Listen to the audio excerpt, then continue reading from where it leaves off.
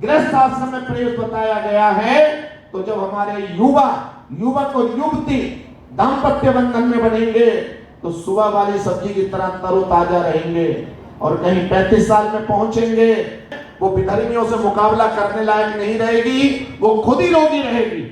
इसलिए हमें करना है किस तरीके से हम अपने यहाँ, ये विवाह इस समय बहुत कम संख्या में हो रहे हैं, और मुझे बड़ा सौभाग्य कि आज से लगभग 12-13 साल पहले हमारे माननीय यति जी हिमगिरी में हमारी कथा के मिश्रितवादी थी, तो हमारे का तेरे का नहीं होगा तो मैं दूसरे के घर जाता हूं। उसने कहा महाराज मेरे भी एक बेटा और एक बेटी है। आज आपको जानकर आश्चर्य होगा, महाभारत पुस्तक में जिसको हमारे ज्योतिषाचार्य भी मना कर देते कि घर में महाभारत नहीं पढ़नी चाहिए, क्योंकि घर में महाभारत पढ़ने से क्या हो जाएगा, तो फिर अग्नि पुराण पढ़ने से आग लग जानी चाहिए, वायु पुराण पढ़ने से वायु चल जानी चाहिए।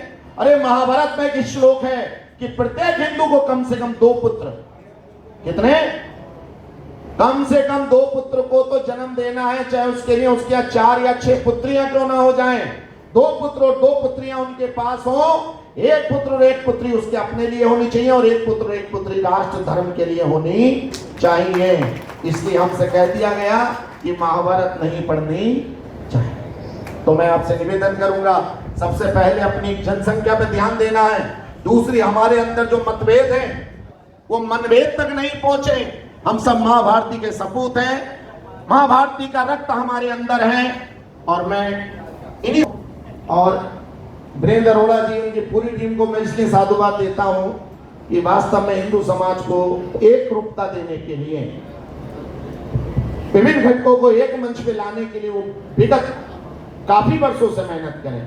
लगभग पिछले 25-30 साल से तो मैं भी देख रहा हूं, और मैं इनके इस भारत के सशक्तिकरण संवर्धन में और जो इनके इस समाज को एकत्र करने के कार्य में तन मन धन से साथ हूं। भारत माता की जय श्री राम।